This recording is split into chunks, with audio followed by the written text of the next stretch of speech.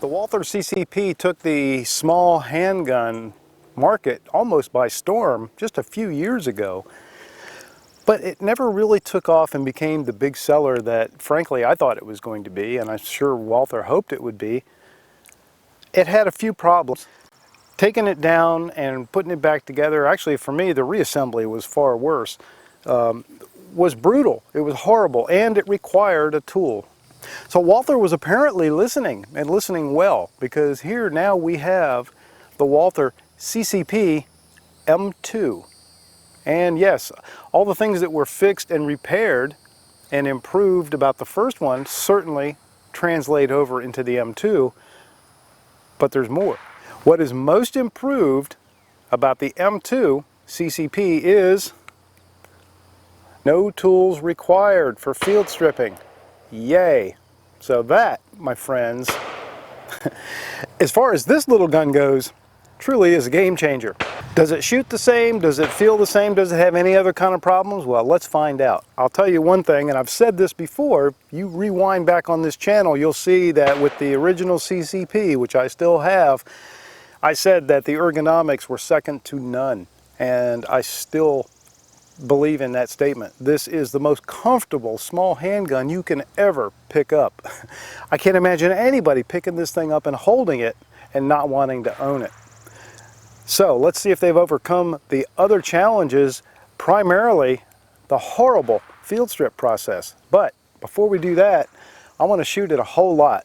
Let's make sure this thing lives up to par at the range. All right, first shot's through the new CCP M2. Takes the same exact 8-round magazine as the first CCP. The good news there is I have 4. 2 are provided with each pistol. All right, let's go.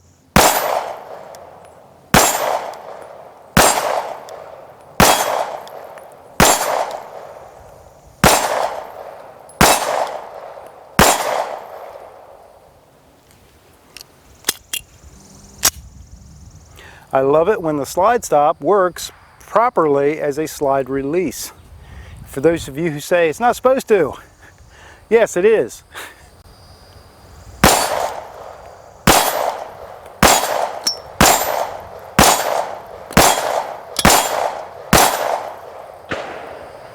Man, this thing is fun to shoot. I haven't shot the other one in so long, I kind of forgot how fun this is to shoot. CCP is also staking its reputation on being softer recoiling.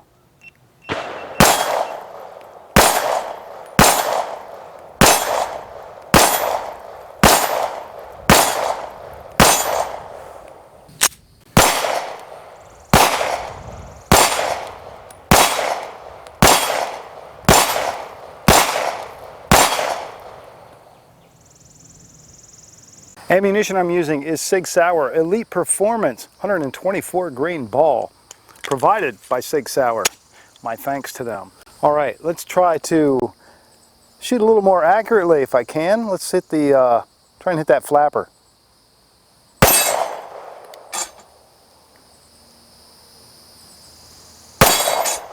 Trying to remember where the sight picture is on this thing. Okay, it looks like it likes a center hold.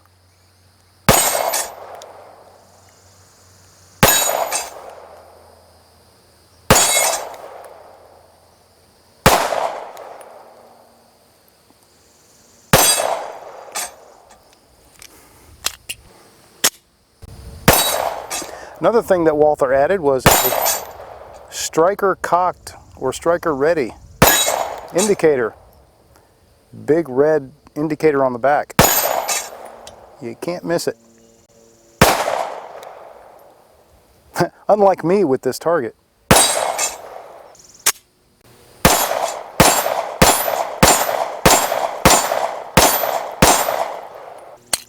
Tell you what, this is a good test too because it is hot.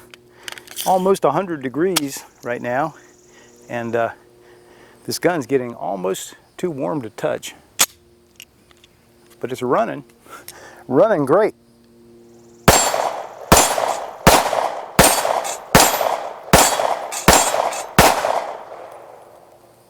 So as a means of refresher, here is the original CCP. Probably be called the M1 from now on, but just to remind you, back here we have that same basic configuration, but here you needed a tool. And this was the little tool. And it was provided, but you had to stick it in there and move this thing in certain ways and then lift up and all that. And it actually came apart relatively easy, but getting it back together I found to be very, very frustrating. So no more tool and no more pain in the butt disassembly and reassembly. Most everything else remains the same. And while we're looking at the back of the CCP M2, let me charge that striker, and then you see that big red dot, and that's actually a piece of plastic, and you can see it even in profile. Right there, see it? So it does stick out. You can actually feel it there if you wanted to. So if for some reason you didn't have light, you could actually feel that. Just put your thumb up on the back of the pistol. You can tell it's charged. And of course we have our safety. You can still run the slide with the safety. It just gives you a dead trigger.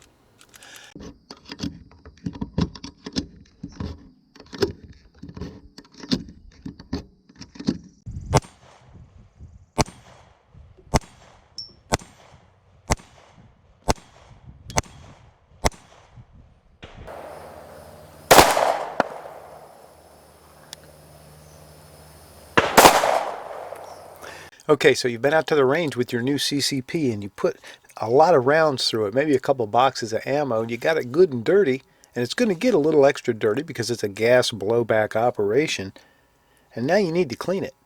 That is the part we've all dreaded, isn't it, with the CCP, because taking this thing down was a royal pain in the butt. But that was with the original CCP. This is the M2 right there, M2. And M2 works a little bit like this. Take out the magazine, turn the pistol muzzle down. Of course we want to clear it.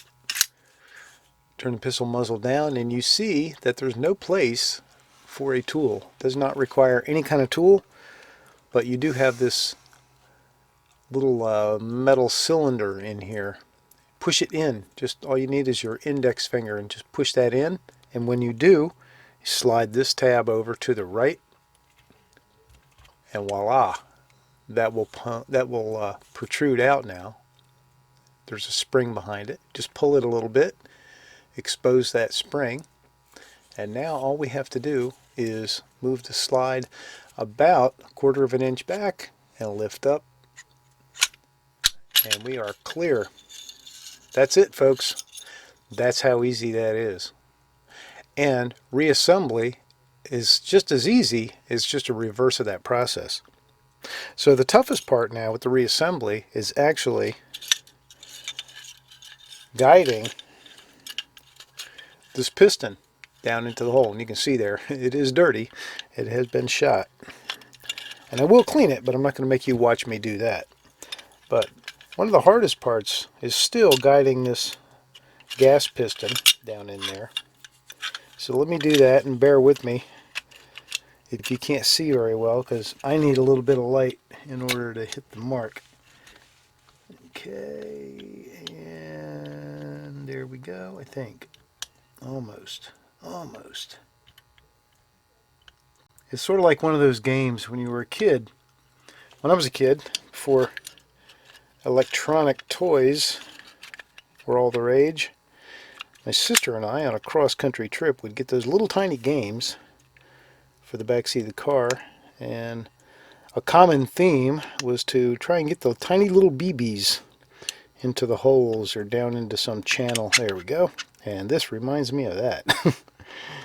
Okay, so once you line that up, it's pretty easy to get that back in. Now you see you got a little bit of spring protruding here. Well, that we can just shove down in there, line it back up with the back, and then push this down in. And once you do that, when you push this back in, that tab will automatically go back to where it belongs and latch it in place.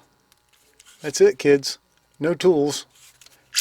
Pretty easy. And like I say, the hardest part is just aligning your little gas piston with that hole and getting it to drop into place.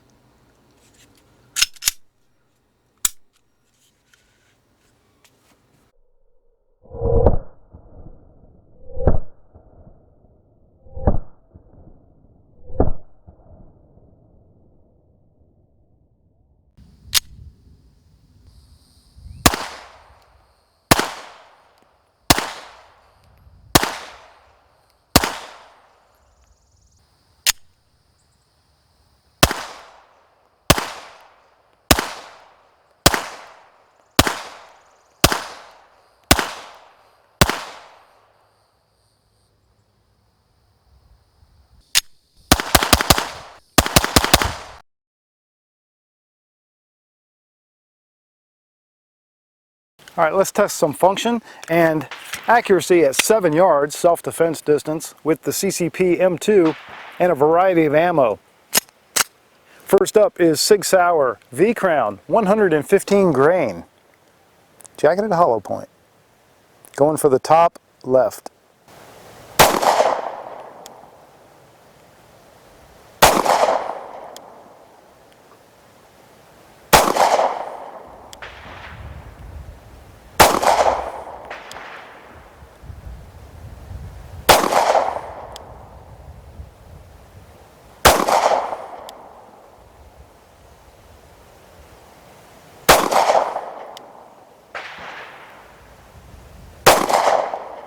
.124 grain V-Crown, jacketed hollow point.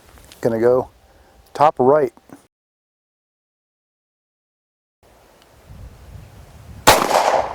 Okay. Okay, up next, Spear Gold Dot, also jacketed hollow point, 115 grain. Gonna go to the middle left.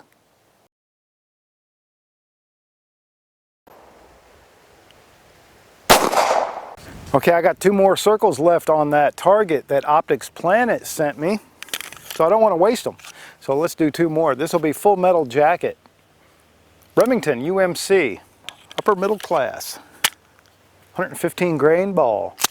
Gonna go to the lower left.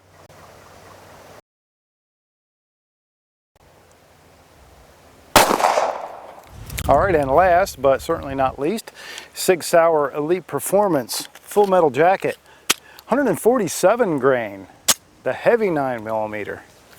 Gonna go to the very bottom right target.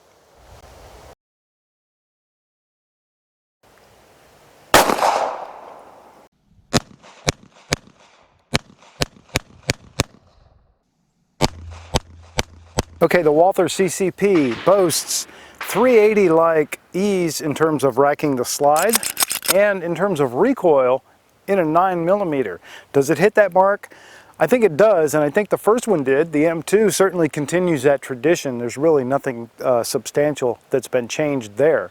The big change really is the toolless takedown method. So to field strip this pistol and clean it, you do not have to have any kind of tool, and it makes the whole process much, much easier. It works like it should have right off the bat.